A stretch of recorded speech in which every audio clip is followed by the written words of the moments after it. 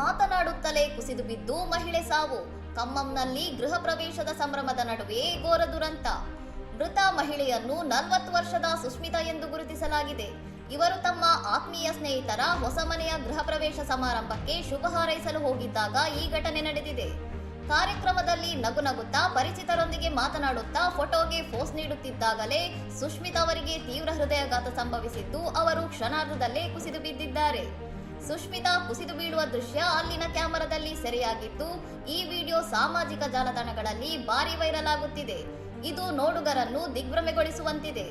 ಮೃತ ಮಹಿಳೆಗೆ ಮೊದಲೇ ಹೃದಯ ಸಂಬಂಧಿ ಸಮಸ್ಯೆಗಳಿದ್ದವು ಎಂದು ವರದಿಯಾಗಿದ್ದು, ಮಾತನಾಡುತ್ತಲೇ ಪ್ರಾಣ ಪಕ್ಷಿ ಹಾರಿ ಹೋದ ರೀತಿ ಕಂಡು ನೆಟ್ಟಿಗರು ಜೀವನ ಅನಿರೀಕ್ಷಿತ ಎಂದು ಬೇಸರ ವ್ಯಕ್ತಪಡಿಸಿದ್ದಾರೆ.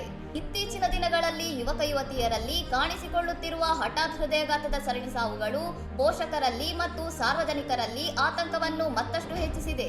ಇನ್ನಷ್ಟು ಸುದ್ದಿಗಳಿಗಾಗಿ ನೋಡ್ತಾ ಇರಿ ಸೌರಂ ಟಿವಿ.